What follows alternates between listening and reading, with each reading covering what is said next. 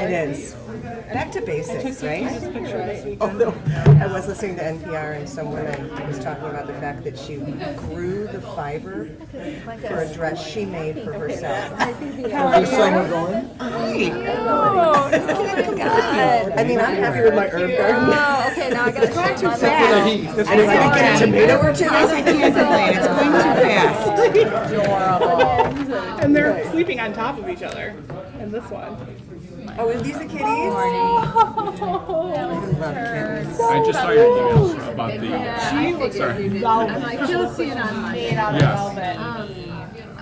We'll pop them up on the screen. Okay. And Yeah, if that she's isn't what always you were around. looking for, like you could be more Well, this one, I didn't take this one, but And then, this is one of the I feral ones. actually put it out to the group that At least they're cuddling with Yeah, I each saw the other. video. talk about it. Yeah. It's fun together. Yeah. But I can't touch Hoping it. we didn't know action This on it one, tonight. I keep telling the feral one. We'll just chat tonight and then we can put See the here. final recommendation She from comes the up to me board, and is all not the group, gurgly. but the board. will Make a final recommendation to us. We can Hey, Amy, how are you? something in. Good, how are you? Okay. Good. Or if we came from the consensus, maybe we can still work on it over the coming weeks. Put Sounds it good. together for August. Western Springs will keep chugging We will. no matter what our decisions are. Until the sophomores get their licenses, so then it becomes a problem. Yes. We got about 6 months for that, until that gets done. Yeah. What were you gonna do? Is there a way to get, should I bring up my old one? How do I get the agenda and all of our stuff? Go to Do I have to the- log go to in? Safari now, and Okay. go here, and then do W Springs. Okay. Oh, and then pull it up from the park website. Okay, got it. From the agenda and minutes, got it. Because it's exactly the same, Yeah, they right? didn't, I think they she didn't just come to a links to our consensus on website. the Right. I don't even think we're in recommendation. the back end. So we took that out of the ordinance. See what Wi-Fi you attached to. Well, and even these email ones, it's like, no, both Perfect, thank you. sides, both sides, and then the next one says one side. Well, so they want to do 2-hour parking on both sides, but restricting parking to one side is necessary. Oh, okay. Why would that, Oh. that would be then, Oh, okay. Thank you. yeah. Right, but then the next one, Being on what I'm doing. So, restricting parking on both sides. This one is the During- opposite. They want both sides restricted, but they don't want one side of the street only.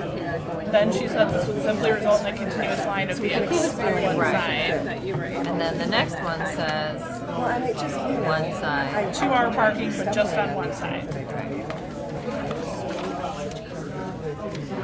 It's, I mean, I really care a lot about what's residents.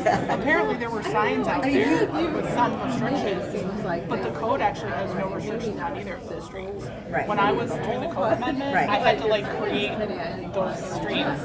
So there's something marked that like isn't technically copy.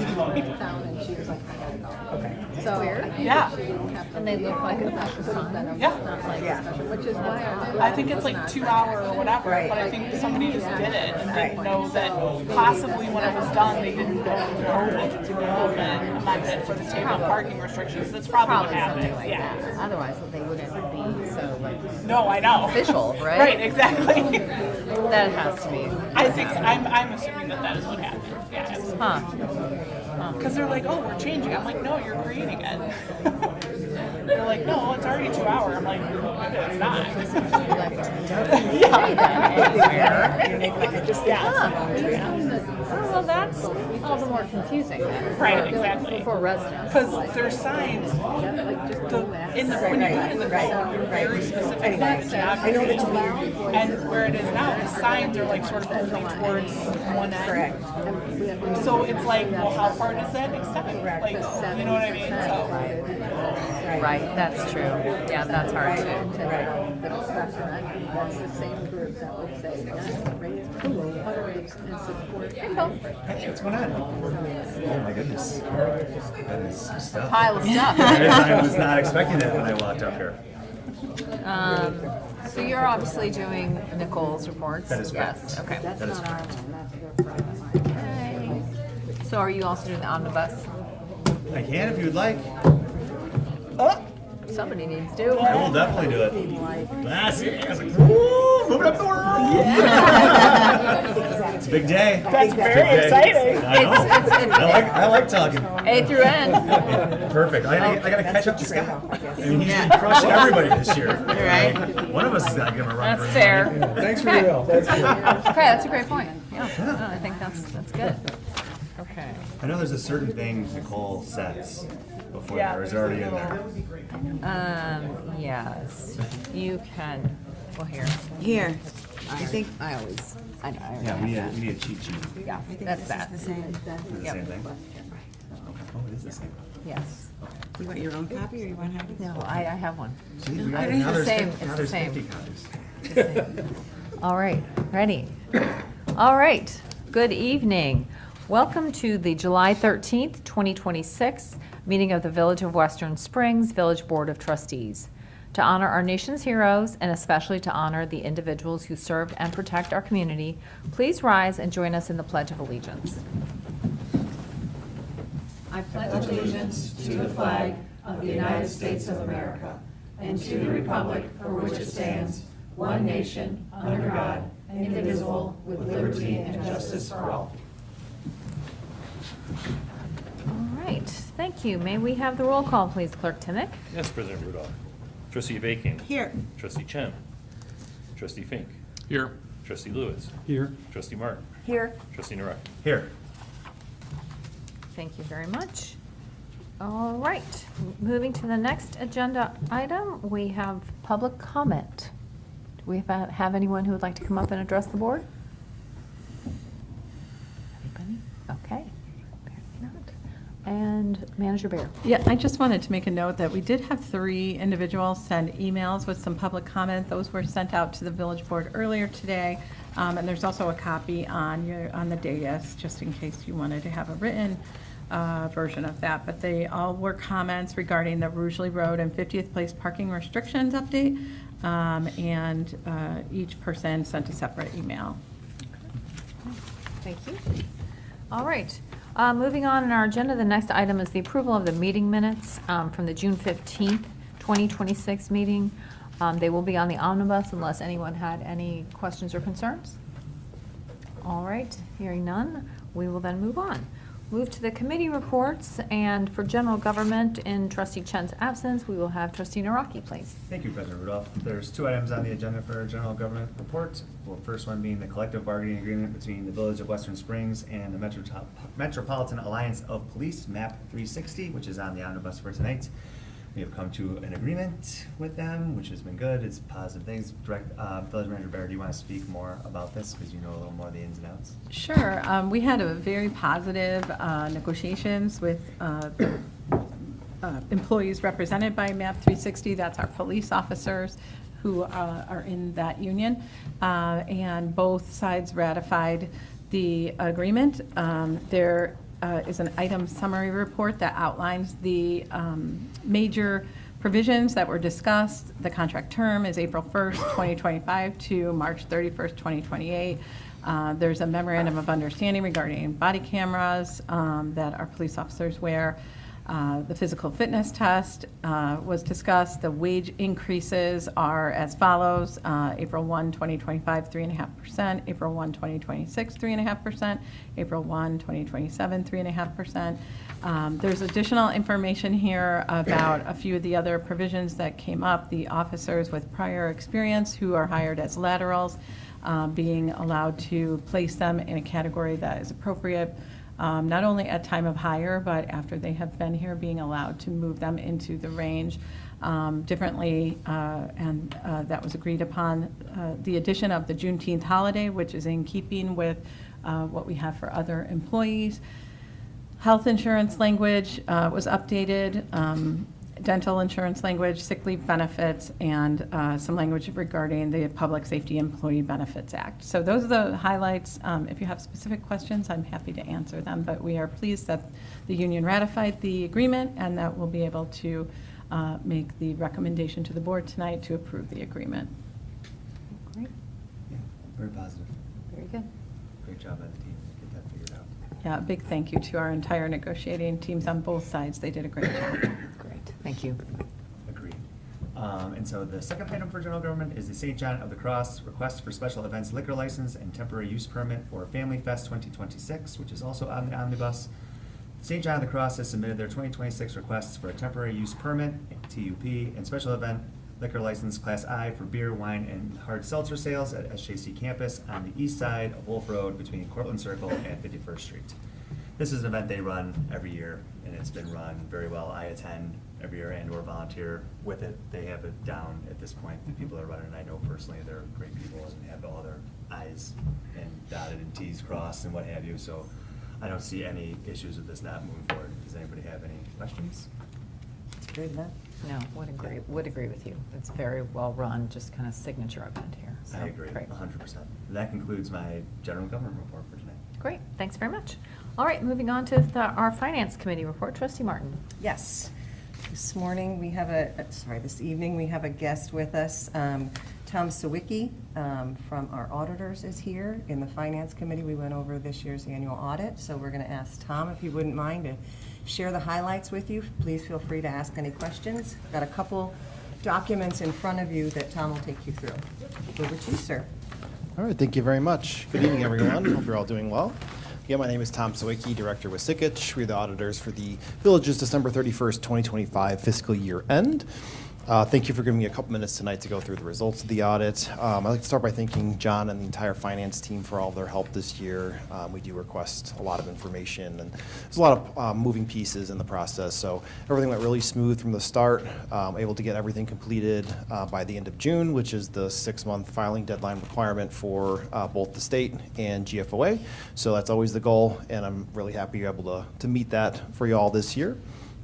Tonight I'll be going through at a high level. Really, I'm going to focus here on the annual comprehensive financial report. So if you'd like to follow along as I go through the document, I'll indicate what page numbers I'm going through. So if you open the document and go to page VIII, this is towards the front of the document here. This is the GFOA Certificate of Achievement for Excellence in Financial Reporting. On an annual basis, the village participates in the certificate program put on by GFOA. It requires that participants go above and beyond the minimum reporting requirements required for local governmental entities. This particular certificate represents, it's for the FY24 audit that was submitted last year, and it's the 31st consecutive award that the village has earned. John will be submitting then this current fiscal 2025 audit report to GFOA, and we anticipate the village will get its 32nd consecutive award next year. So congratulations on that. If you flip past that to page 1, page 1 starts the independent auditors report section of the audit report.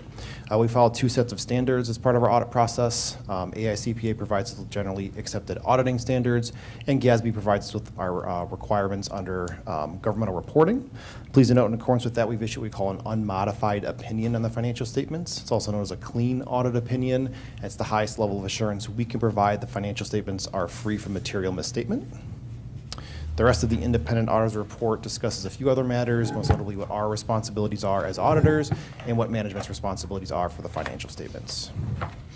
Flipping a couple of pages to page 5, we actually have a second opinion this year in the audit report. This is the independent auditors report under government auditing standards. We call it a GAGAS audit opinion.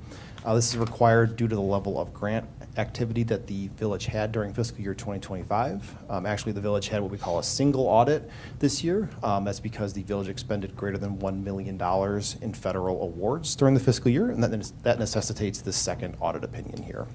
So what we do is we look for the village's compliance with certain laws, regulations, grant agreements, contracts, things like that, to see if we find any instances of what we call non-compliance, of which we had no instances of non-compliance. We had no other findings as well, and that's the highest level of assurance we can provide under this GAGAS audit opinion. Flipping past that then, a couple pages to MD&A 1. This is the management's discussion and analysis section of the report, so kind of just how that name describes it. Management discusses and analyzes the financial information. So John put this section of the report together, did a really nice job adding some additional context to the numbers themselves. So the rest of the report, the numbers included, I'd say are more like kind of static numbers. They're just what were the balances at the end of the year, what was the activity during fiscal year 25. This takes that, compares to the prior year, and then adds explanations or additional context to why those balances balances may have changed from the prior year. So I'd just like to point out, if you don't read anything else in detail in this audit report, I'd highly encourage you to at least read through this MD&A section. Flipping past that then, a couple of financial schedules to point out. If you want to go to page 12, so this is this is past the MD&A section, so just the number 12 down at the bottom. This is your governmental funds balance sheet. This is broken up into individual columns for each of your what we call major funds, and then one aggregate column for your non-major funds. Focusing here on your general fund, the main operating fund for the village. Down at the bottom section, fund balances. I'm going to direct you to the number 8.9 million of unassigned fund balance. That number represents fund balance that can be used for any purpose. There's no restrictions on those. The village can use those resources as you see fit.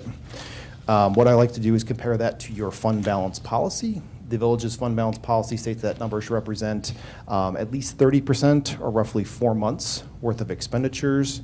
The 8.9 million represents 65% or a little less than 8 months of expenditures, so you exceed your minimum fund balance policy. So just good to kind of monitor that on a go-forward basis, make sure you're continually exceeding that. And just in general, during our course of our testing, we did not identify any issues with village's adherence to its internal policies. A couple other schedules to point out a little bit further back in the report. If you go to page 84. Couple of pension schedules here for you. Page 84 is the schedule of the proportionate share of the net pension liability for the Illinois Municipal Retirement Fund plan. So this is the pension plan for the village's employees who do not participate in the police pension plan. So 2024 column, that's the most current information available. It's 1 year old, but that's allowable under standards. This is considered what we call a cost-sharing plan. So the village and library both participate in this. Village's share is about 84.5% of the total.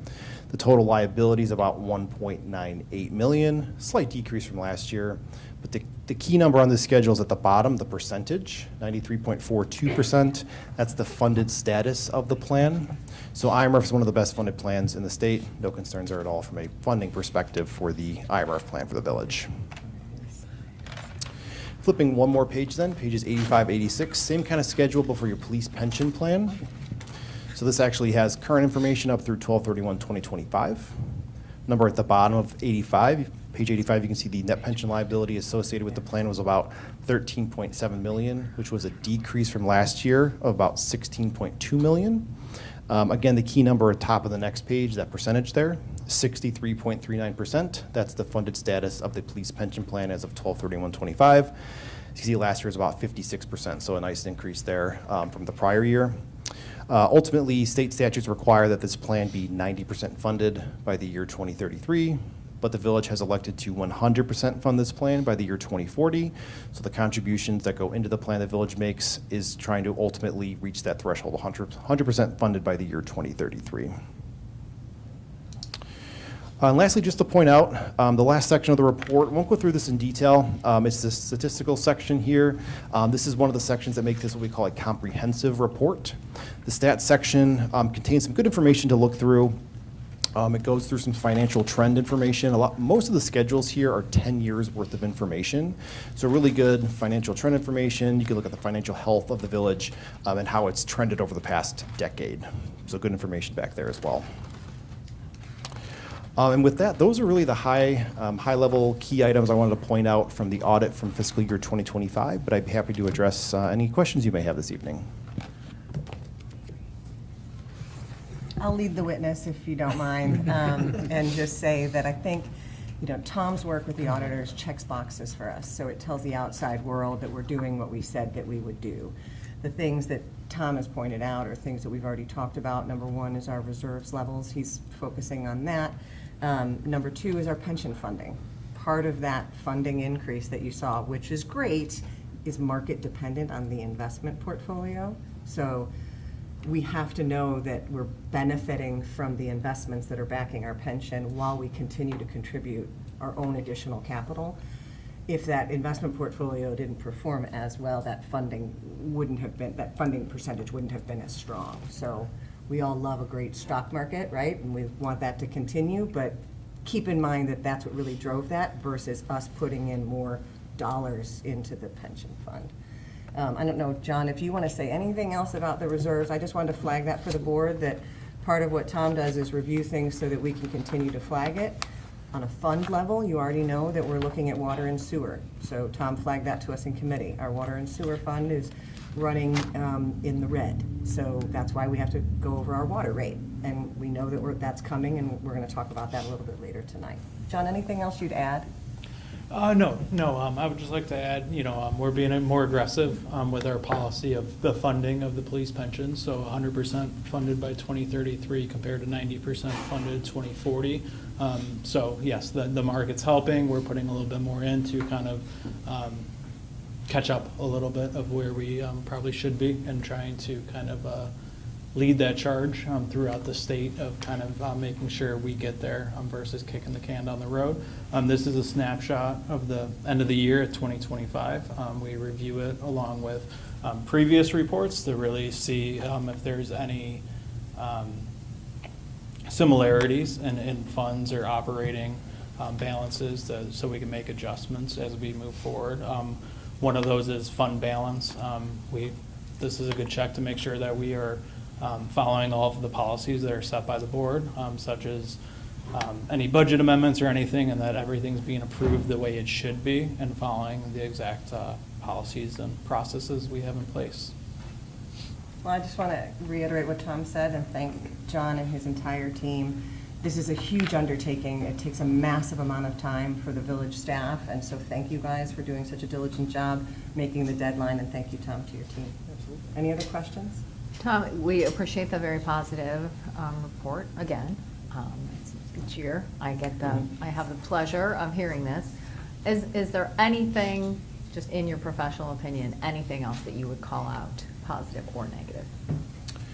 No, I think you hit the nail on the head with talking about, I didn't mention it this evening, but the water rates. Take a look at that. One of the numbers I didn't point out is the operating income or loss number for your proprietary funds. So you want to make sure that the fees you're charging cover the costs to run those operations. So we noted this year it was, like you mentioned, it was negative this year. You want to just monitor that going forward. Specifically the water fund. Yeah, exactly. Yep.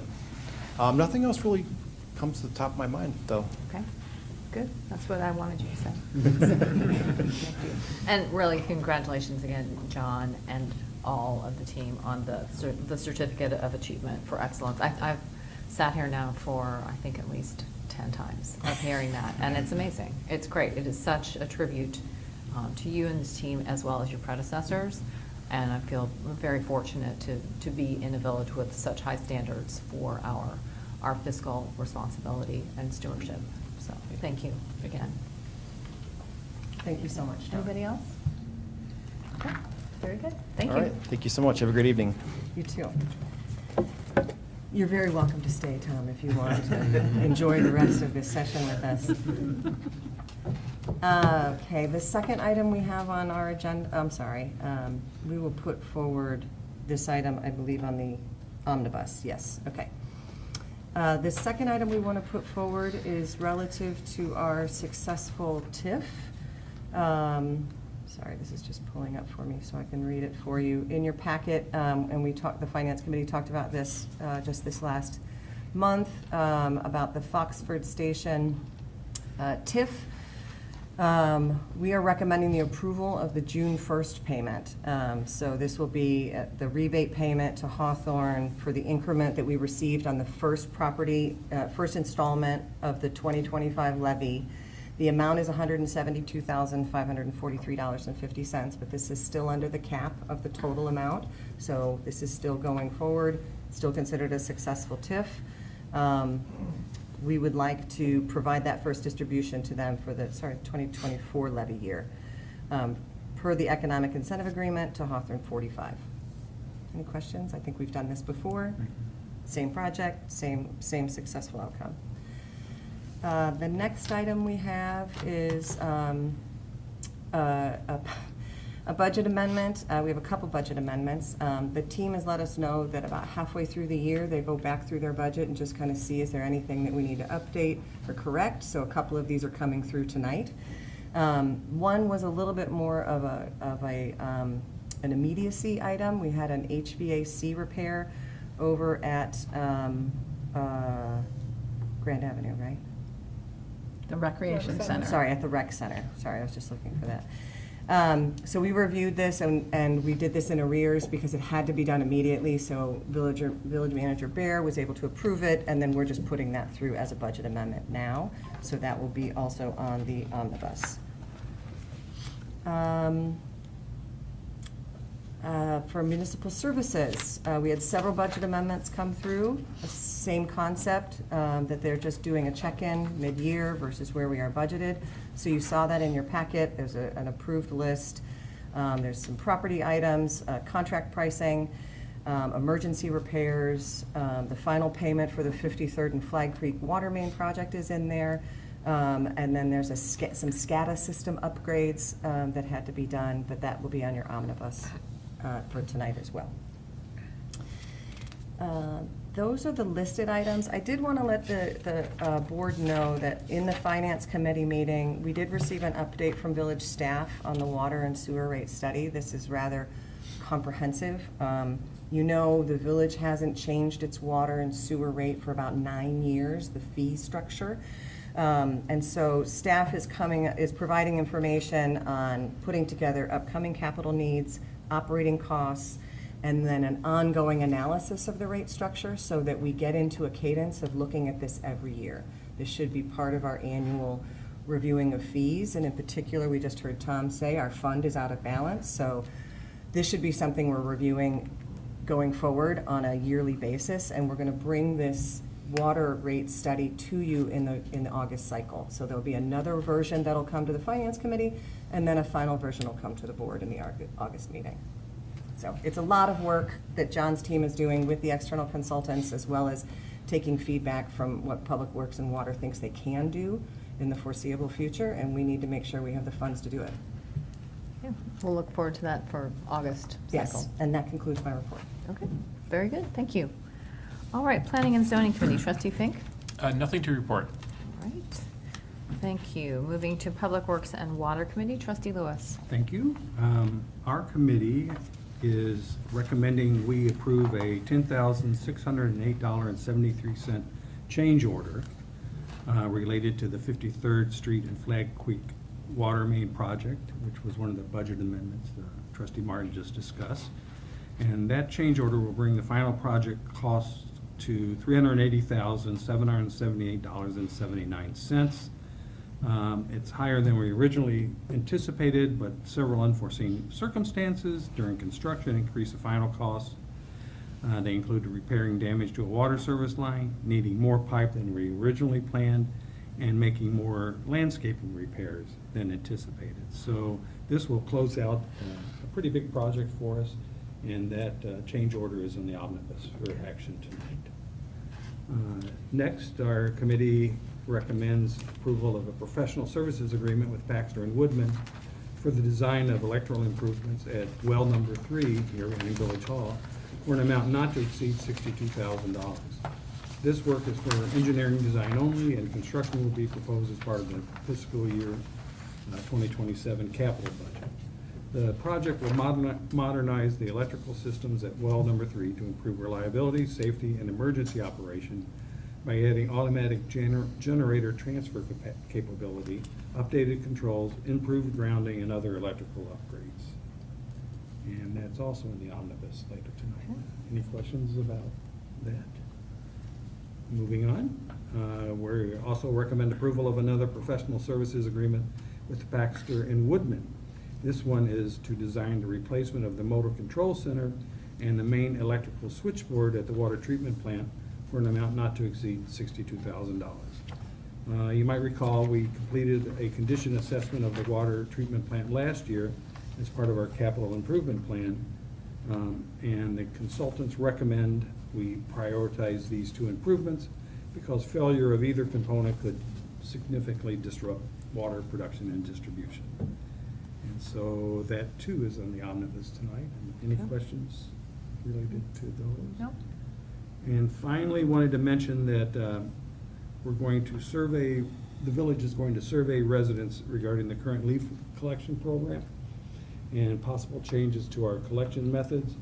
And so there'll be an article about the survey and survey in the next tower topics, and we'll also be publicizing it in all our online options. So any questions related to those? When are we anticipating that to begin? Soon. I mean, I think in the next tower topics when that Tower goes. Topics should be out next week, so the survey will go live prior to that, hitting the mailboxes. Okay. And that is all I have. Okay. Thank you very much. All right, moving on to properties and rec. Trustee Naraki, back to you. Thanks, President Rudolph. I have 3 items on my agenda today to report on. One of them that Trustee Martin has already talked about, which is the Recreation Center HVAC repairs. Just a little more background. It was necessary to get done. There was cranes, moving equipment, and all sorts of exciting stuff to get AC done and in before the big heat wave that came too, so that everybody would be nice and cool for their time. So just a little further update on that one. The next item on my agenda is the agreement with United Door and Dock for the 2026 overhead door repairs. And I'm glad I said it correctly this time. The Properties and Recreation Committee reviewed this item at their meeting on July 8th, 2026, and recommended the approval of a contract with the lowest cost qualified and responsive bidder, United Door and Dock LLC, for the 2026 overhead garage door repair project for an amount not to exceed $55,806. This is a budgeted item, and we were able to find the bid, and now we'll be able to replace all the doors, and they will work nicely and smoothly and make the department be able to come in and out when they need it in an easier way. Does anybody have any questions on that one? Okay. Last item on my agenda is where'd it go? The change order for the 2026 janitorial maintenance services contract, which is also on the omnibus. We had a deep clean of all the buildings, so that's what made this change happen. So we had to add an extra cost in, so that's why we're going through this process for the change order to account for that cost that's over the normally budgeted amount. But in our committee meeting, I asked the question of, hey, does it look nicer? And they're like, yes, it's actually way nicer than it was because it needed a deep clean. So very good stuff there for the staff to have a clean environment to work in. Okay. Does anybody have any questions with that one? Okay, that concludes my report for tonight. All right, thank you very much. Moving to public health and safety, Trustee Avakian. Thank you.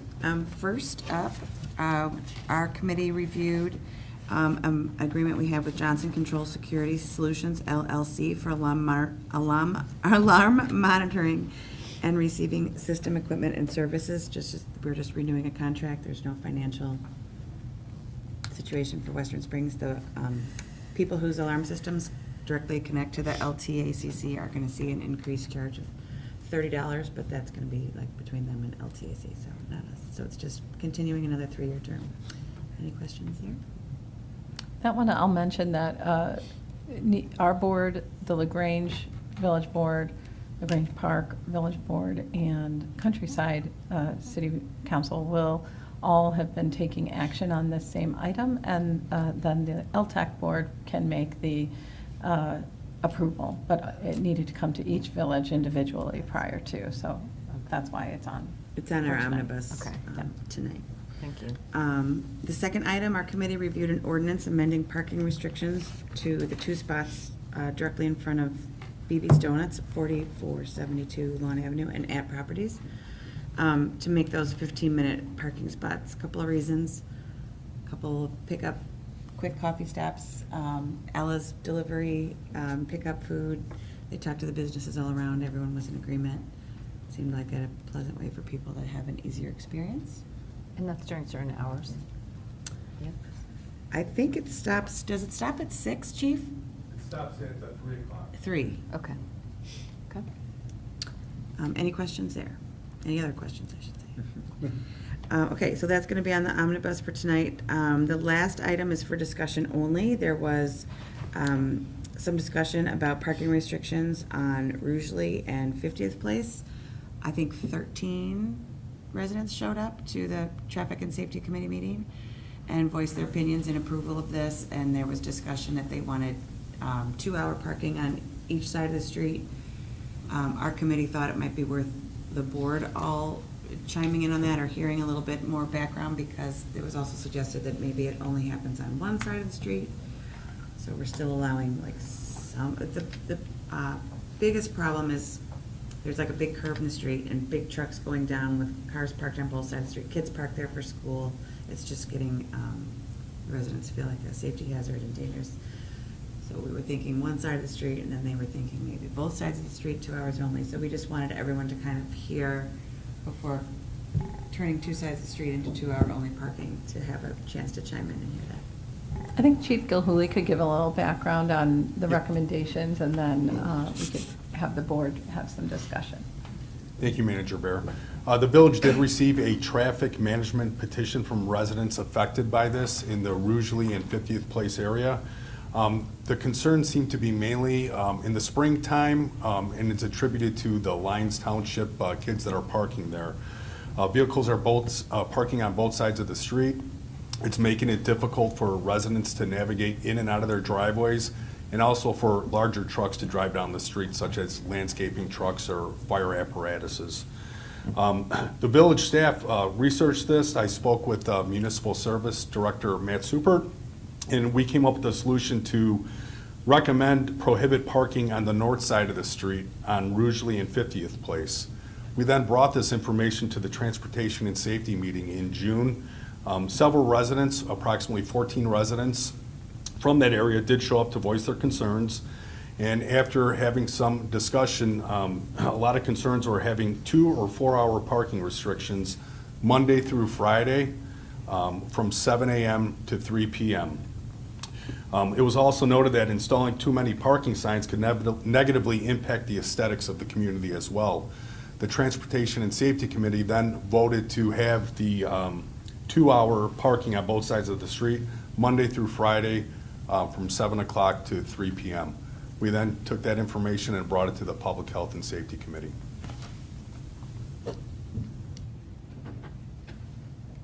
Anyone have any points of interest or discussion they wanted to talk about for that? I just think it's a completely valid issue in town.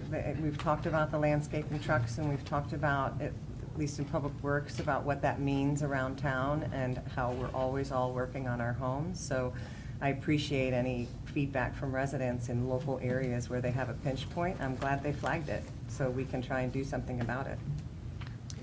I guess my thought was, if we have 2-hour parking on both sides, like, I think, to me, the biggest problem is when cars can't get through. And I live right around the corner, so I recognize that.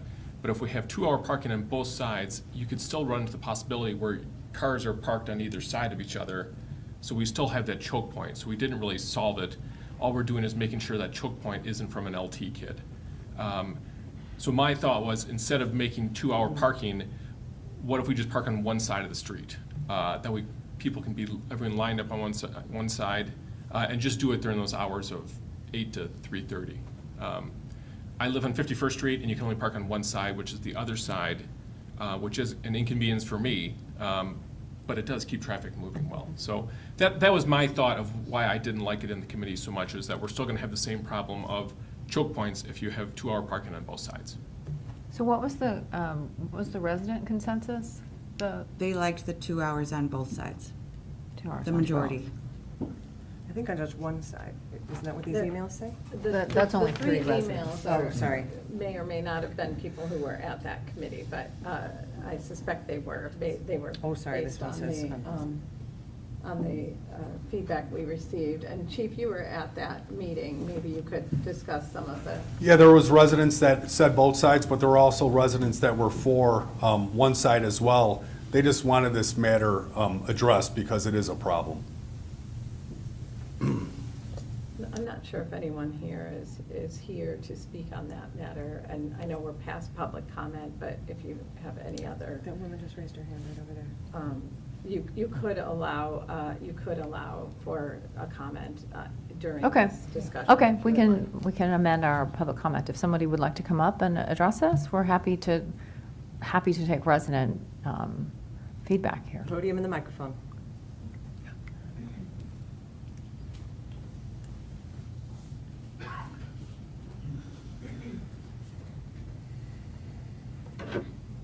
Hi, I'm I'm Michelle Halm. I live at 501 Rugeley. So we're in the middle of the block. And so there is more congestion at the east side of the block. to the point that you make, if we did do 2-hour parking on both sides, we would still continue to have that congestion. I'm more in favor of a 4-hour parking, because if you're having care providers, we have people that have care providers, we have people that have nannies, we have lots of we have like a huge lifespan on our block. I don't want to have to ask my guests after 2 hours and, during dessert, can you please go move your car? All we're going to do is flip sides. And also in terms of our public safety, is that really a good time frame for them to continuously update that? The school day is much longer, so we could expand that time block with 4 hours and still have that efficacy. Another question, if we do anything, if it's time-oriented, I would be more in favor of 4 hours. If it was any restriction, I would preferably like to have the north side of the street with no parking, because that is where fire hydrants are. But one of the big concerns for safety, and so I know this is a nuisance, but I would also like it to really take safety as the paramount part of this, is the walkway that connects Springdale to LT. People, when you're coming out of that sidewalk and there's cars parked there, you can't see them. And the kids just ride their bikes straight out into the street.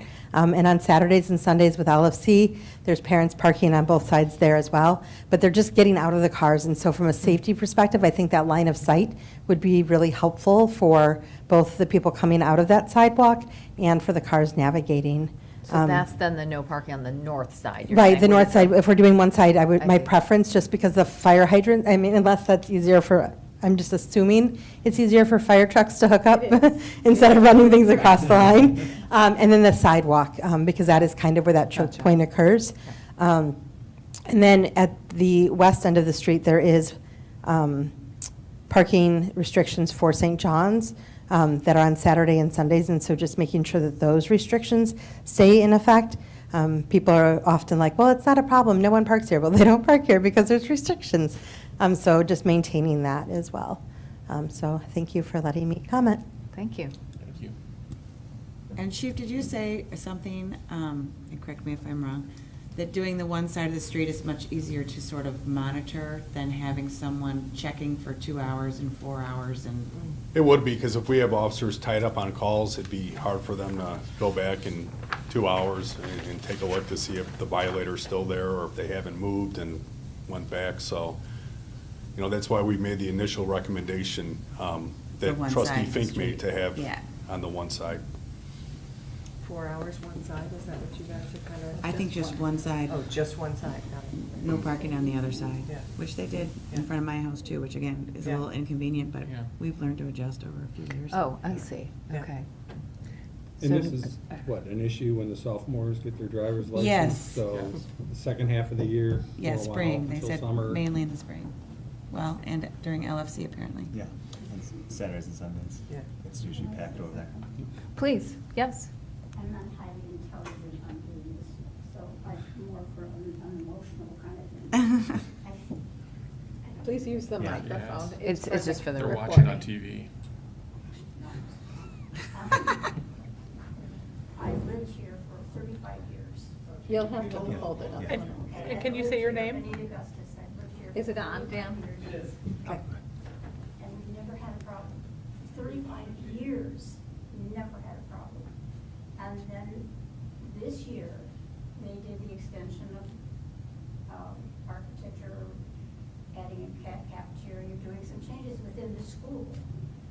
And that, I guess, took away from some of the parking spots. However, to me, I've watched it grow from 1 car to 3 cars to 15 cars to 20 cars. And how is this happening? Well, one guy, I'm sure, got an idea from another, and they shared it and shared it and shared it. And nobody's looking at what's happening. The moms who take their kids to school can't get their car out because they can't see. Fire engine, ambulance, who knows what, can't get down that street because they're parked. And my comment was, and I got kind of chastised on it, they're all nice cars.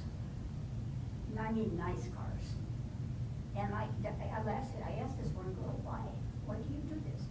Well, our class starts late today and there's no place to park. So I took my little camera and my little self and went over to the school, and there are at least 30 or more open spaces. Where is this the problem? And I think. I'm sorry, could you excuse me for a second? Oh, I'm sorry. It's okay. I like. You're getting used to it, aren't you? Huh? TV reporter style. Oh, Lord. Ladies and gentlemen. Perfect. But it seems to me the problem is with the kids, the young adults, who found this easy, because if you park here and the walkway's there, you got a shortcut from getting out of school. Like during the day, you don't have to worry about Wolf Road, or Willow Springs Road. You can just chill, and you come over here through the walkway. The walkway was presented by Western Springs people who developed that for the kids who live in Western Springs to walk through, not to accommodate those kids who, young adults, who want to have the convenience of their access and exit. And to me, I think the man made a comment to me about, well, what if they were junkie cars? I don't care what kind of cars they are. It's $100 a year, I think I heard, to park your car at the school. Why are we accommodating that when we know they have places to park? We are going to have to put 2-hour parking signs up because we don't want to inconvenience, I don't know how to say it, but it seems to me it's wrong because we're not looking at the problem. The problem is, I think, people who don't care. People who can park there, convenient, here I go, boom. I can come out from school, here I go, boom. And it's really cool. I can understand how nice, because you don't like being in a line trying to get out of school. I get that. But they should not be able to inconvenience the community. And I'm at the least of it. I'm at the end of Rugerly and 50th Place, and nobody really bugs me. But if I'm coming out of my street, 50 onto Rugerly, I can't see. I can't see until I hit the guy or the child, because they're parked right around that intersection as close as they can get. So I don't know, if I were to say, can you talk to the kids and say, look, this is what's happening. You have taxpayers who are ticked at you. Let's see what we can do to accommodate that and not do all the signs. I'm sure people who have homes don't want signs in front of their homes, but if that's what you have to do, then you do that. But to me, nobody's talking to the problem, the kids.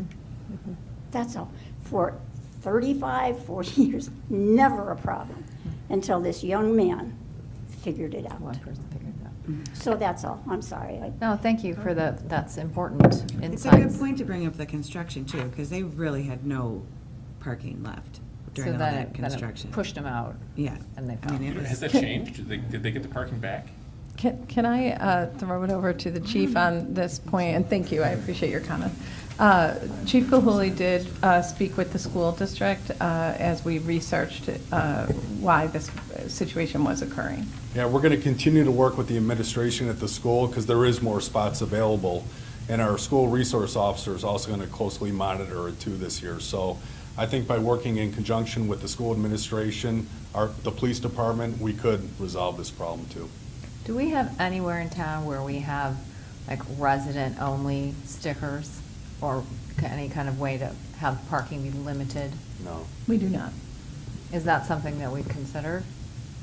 I don't think it would address this problem here, but If they're not, if they're residents of the area, they could still park there. It also would require enforcement, so we would have to have staff available to check it regularly if we put a program like that in place. Right, I'm just trying to think of any other alternative way to sort of mitigate the point.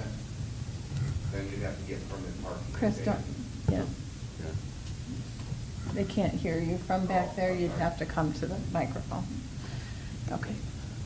Yeah, and it's more guests, I think, than residents, right? Like people coming, I think. the one resident said, oh, like caregivers and things like that. True. So then you'd have to give That's a true. a window rear view mirror hanger to every person that came That's true. by and stuff too, which adds Right. another layer of stuff. Yeah. But we think that LT has enough parking to accommodate these people. Yeah, that to me is an interesting point. Yeah, I didn't realize that. I think as the school year goes, there are more and more parkers, so I'm not sure if they do at the end of the school year, but the chief is going to follow back with them. And again, we're not looking for a final decision tonight. This was just a This is discussion discussion only. opportunity. Right, and maybe instead of $100 to park at LT, they could do it by semester or by I think they do. month, so that, I think they do it by semester, don't they? yeah, so that the kids that are just getting their licenses at the end of the year are trying to avoid paying $100 and parking there instead, and also the convenience of Mhm. getting in and out. Can I bug you again? Yes, but we really do need you to come up. Because I wanna be different. All right. I can tell you as a fact, there are never more than 20 cars in that. Because I live there and I'm retired, I see it, who's, what, and where. Not more, and I've counted the cars, taken pictures of the cars. I've given pictures to the police and to say, this is what we have, this is what's happening. We don't need to inconvenience everybody for 20 cars. And you know, the $100, again, I'm gonna say, these cars are new cars that are there. Their parents are paying, I'll bet, I don't know, I can guess. All I can say is, the problem is there, not the street itself. It's who's using it and how they're using it and why they're using it. And it's not more than 20 people. So that's all. I just wanted to make sure you understood that that isn't like 30 or 40 or 50 cars. The max that I have seen at one time is 20. Sorry. I do think we have some time to continue the conversation, and as the chief said, we were planning to continue our discussion with the school district. Maybe we'll gather some additional information based on what we heard today as well. And then we can come back with something next month, or it could be referred back to Transportation and Safety Commission if we think that there's a different story to tell at that level. That sounds like a good idea to me. Anybody else? Thank you. Then that concludes that discussion-only topic and my report. Okay, thanks very much, and thank you for the comments. It's very helpful to hear from you. All right, we will move on to consideration of an action on our agenda items tonight. The omnibus, the Illinois state statutes allow a municipality to collectively vote on a group of ordinances, resolutions, and other motions such as awards of contract, appointments, etc. This is known as an omnibus vote. All the items contained on the omnibus vote list have been previously discussed by the President and Board of Trustees on at least one occasion and often on several occasions. By placing them on the omnibus vote list, a single vote may be taken to approve them. A trustee may remove any item from the list and have it discussed and voted on separately prior to the omnibus vote. Is there any such request this evening? All right. If not, then Trustee Naraki. Thank you, President Rudolph. President Rudolph, I move that the following ordinances, resolutions, and motions as contained on the meeting agenda for July 13th, 2026 be adopted and/or approved under an omnibus vote. Letter A, a motion to approve the June 15th, 2026 Village President and Board of Trustees meeting minutes as read. Letter B, resolution number 26-3020, a resolution authorizing and approving a labor agreement between the Village of Western Springs and Metropolitan Alliance of Police, Western Springs Police Chapter 360, term April 1, 2025 to March 31, 2028. Letter C, ordinance number 26-3324, an ordinance approving the creation of a Class I special events on property owned or leased by a not-for-profit organization liquor license for issuance to St. John of the Cross Parish and approving the related temporary use permit for the 2026 Family Festival event scheduled for August 13th, 2026 to August 16th, 2026 at the 5005 Wolf Road property. Letter D, a motion to accept the annual comprehensive financial report for period ending December 31, 2025, as presented. Letter E, resolution number 26-3021, a resolution authorizing the approval of the June 1st, 2026 TIF incentive rebate payment to Hawthorne 45 LLC and the transfer of TIF funds into the Downtown South TIF Incentive Fund for the benefit of the Western Springs Downtown South TIF District. Letter F, ordinance number 26-3325, an ordinance approving an amendment to the fiscal year 2026 operating budget to pay for the HVAC repairs at the Recreation Center. Letter G, ordinance number 26-3326, an ordinance approving amendments to the fiscal year 2026 operating budget in the general fund and the water fund. Letter H, ordinance number 26-3327, an ordinance approving and authorizing the execution of change order number 2 to the contract entered into with Morrow Sewer Construction, Inc. of Des Plaines, Illinois, for the repair of the water main located at 53rd Street and Flag Creek, increasing the contract price from $370,180 to $380,778.79. Letter I, resolution number 26-3022, a resolution approving and authorizing the execution of a professional services agreement between the Village of Western Springs and Baxter and Woodman, Inc. of Mokina, Illinois, for design engineering services for electrical improvements at well number 3 for an amount not to exceed $62,000. Letter J, resolution number 26-3023, a resolution approving and authorizing the execution of a professional services agreement between the Village of Western Springs and Baxter and Woodman, Inc. of Mokina, Illinois, for design engineering services related to the Master Control Center, MCC, and switchboard at the water treatment plant for an amount not to exceed $62,000. Letter K, resolution number 26-3024, a resolution accepting the lowest cost qualified responsive bid and authorizing the execution of an agreement to be entered into between the Village of Western Springs and United Door and Dock LLC of Glendale Heights, Illinois, for the overhead garage door repair project and authorizing the expenditure of village funds to pay for the project in an amount not to exceed $55,806. Letter L, resolution number 26-3025, a resolution authorizing and approving the execution of an agreement for alarm monitoring and receiving system equipment and services with Johnson Controls Security Solutions LLC, term July 1, 2026 to July 31, 2029. Letter M, ordinance number 26-3328, an ordinance approving and authorizing the execution of change order number 1 to the contract entered into with SW Cleaning Service of Rolling Meadows, Illinois, for the janitorial maintenance services contract, increasing the contract price from $92,544 to $94,644. Letter N, ordinance number 26-3329, an ordinance amending Title VII, Motor Vehicles and Traffic, Chapter 4, Traffic Schedules, Section 3, Schedule 3, Parking Limitations and Prohibitions of the Western Springs Municipal Code relative to the time-restricted parking on Lawn Avenue in downtown Western Springs. Thank you very much. Do we have a second? I second the motion. All right, very good. May we have a roll call vote, please? Yes, President Rudolph. Trustee Avakian. Aye. Trustee Chen is absent. Trustee Fink. Aye. Trustee Lewis. Aye. Trustee Martin. Aye. Trustee Naraki. Aye. President Rudolph. Aye. The ordinances, resolutions, and motions contained in the agenda of July 13th, 2026 are hereby adopted or approved. Thank you very much. All right, moving on in our agenda. Manager Bear, any new business or old business to cover? No. Thank you very much. Moving to reports then. Our monthly financial report, Trustee Martin. Yes, in your packet, you have the June monthly financials. I would ask Director Mastandona to highlight anything. I don't want to take away from my comment earlier, John. Yes, we add a lot to the police pension fund. I know relative to other people. I did just want to flag the market return is a big juice for us as well. But if anything you want to correct me on the June financials, feel free. Yeah. So yes, the monthly financials in the packet is for June 2020 through June 2026, so halfway through the year. The general fund had a surplus at that point of about $1.8 million. Most of that is contributed to the property tax of about 1.6 million that we should have received last year that was actually received in 2026.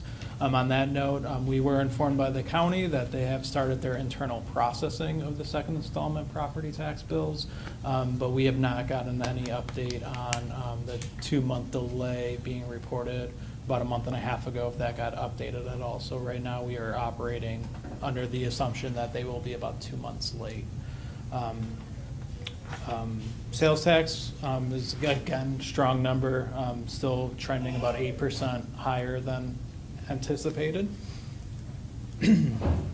The water and sewer fund usage to date has been about 2% lower compared to last year, both on a bi-monthly basis and an annual basis. So year to date, halfway through the year, about 2% lower consumption compared to last year. And the police pension, the fund posted realized and unrealized gains of just over 1% in the month of June, and maintained a trailing 12-month return of 20.77%. So our assumption within the police pension fund is a market increase of 6.75%. So we're always looking at that 12-month trailing number to be higher than that. And that means that our actuaries, it gives them a little bit of a breathing room, and we're earning more than our assumption. So it should help our liability funding.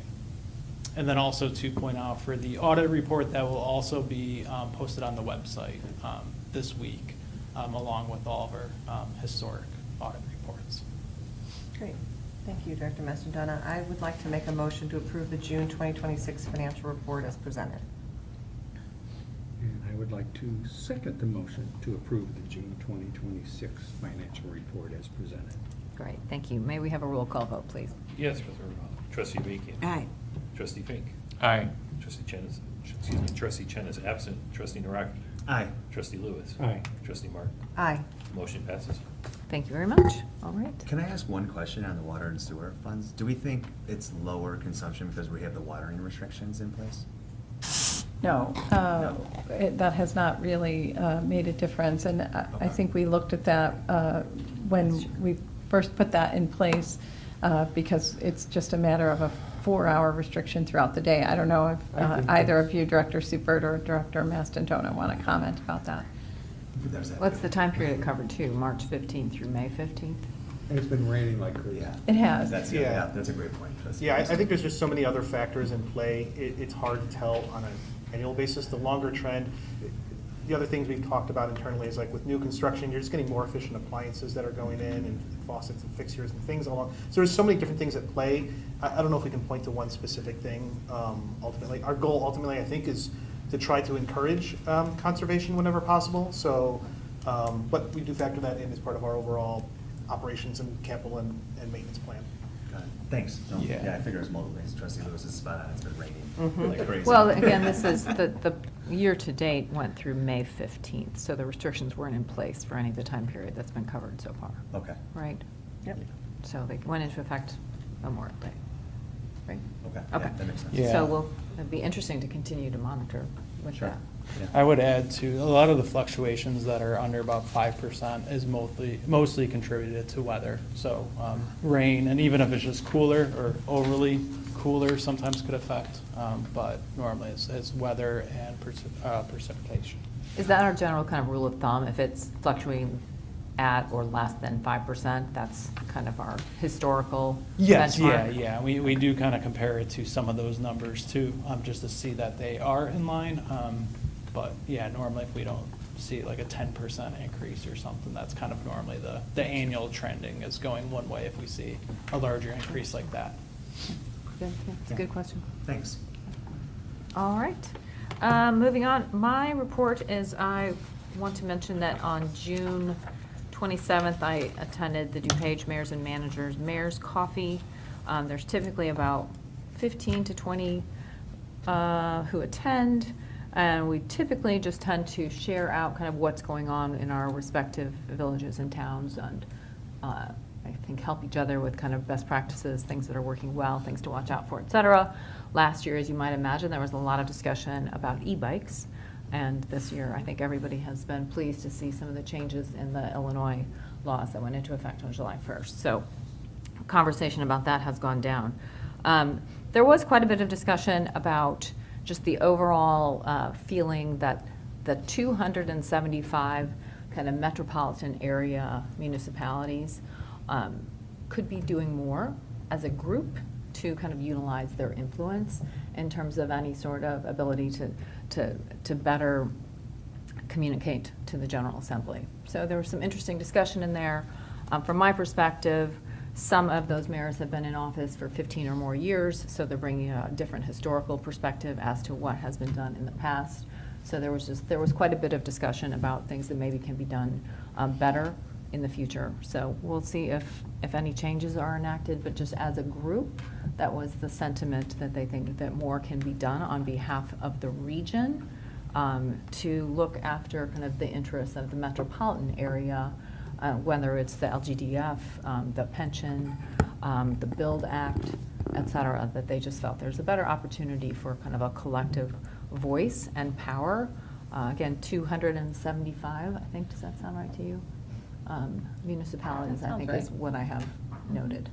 So, Is there a lobby for that group? well, Is there's a COG, right, a Council of Government. So Yeah. we have the DuPage Mayors and Managers, which is Right. where I was, but we all feed into the Metropolitan Mayors Caucus. So we don't contribute dollars for some sort of campaign, or do we do that? Not campaigns. No. We have membership dues in these organizations, but we don't contribute to kind of like lobbying campaigns. Got it. Right. Manager Bear, would you? Sure. Each of the councils of government do have a lobbyist that keeps us informed on our legislative matters at the state level and at federal level. But primarily, the state lobbyists are usually who are reporting it regularly back to us. So we're fortunate that both our West Central Municipal Conference, that's our home COG, has someone who works on those matters, as well as the DuPage Mayors and Managers, where we are an associate member, has a lobbyist that also can help us arrange for discussions and meetings and communicate the positions of the councils of government back to our legislators. We're very fortunate, though. Our legislators in this area often meet with President Rudolph or myself. Their staff are very available to our staff.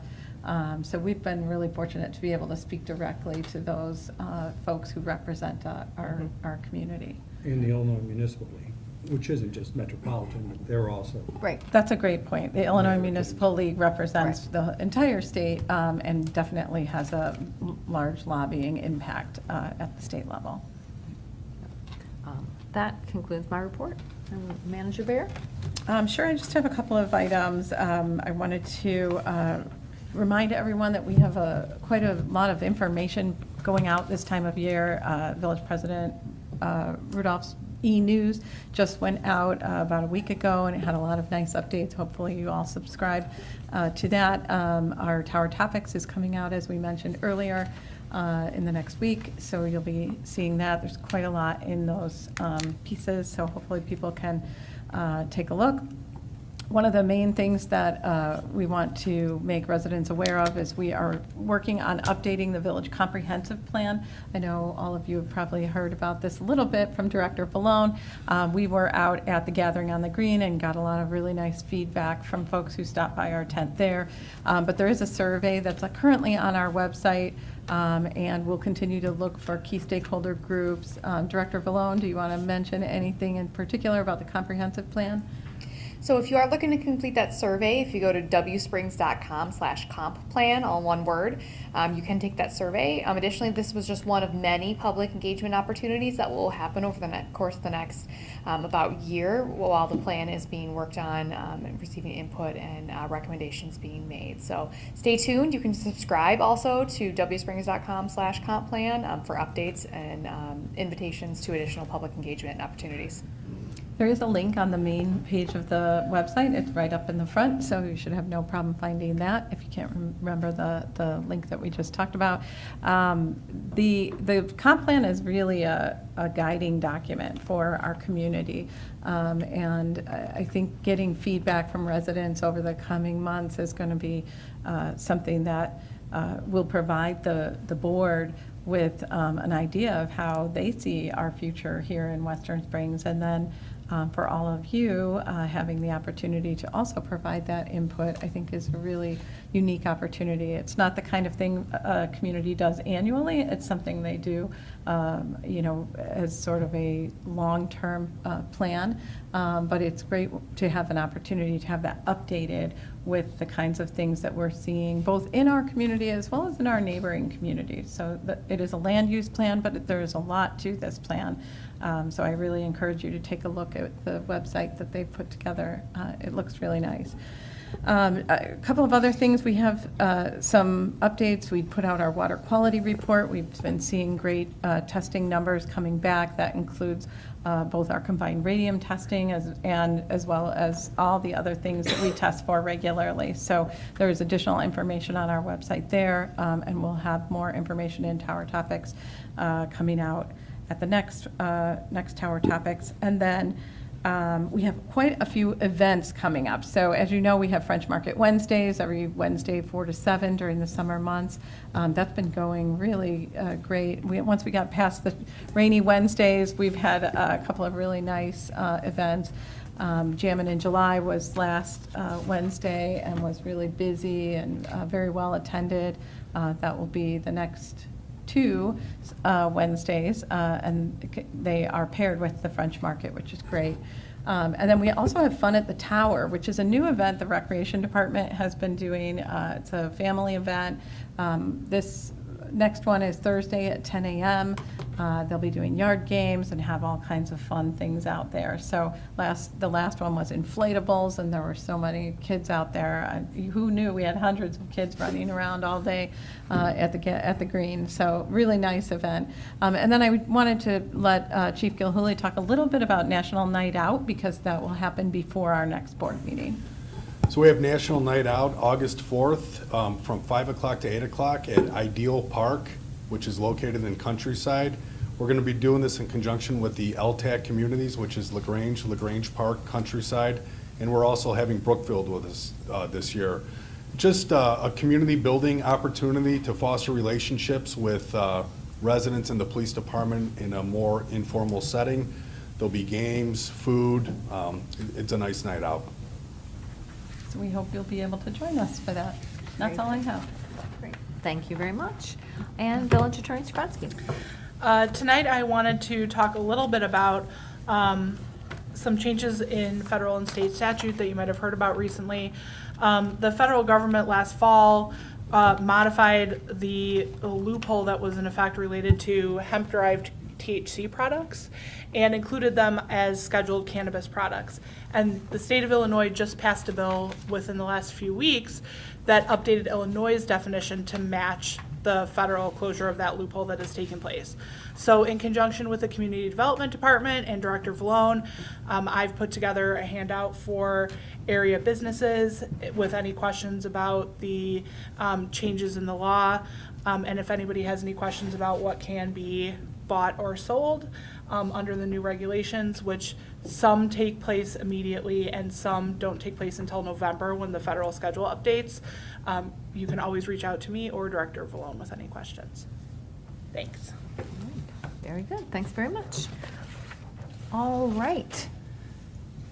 Nothing else on the agenda. May I have a motion to adjourn? I'll make a motion to adjourn. Do we have a second? I'll second that motion. All in favor? Aye. Any opposed? All right, thank you. We are adjourned. Karen, we're always looking at each other. I know. Staring each other down.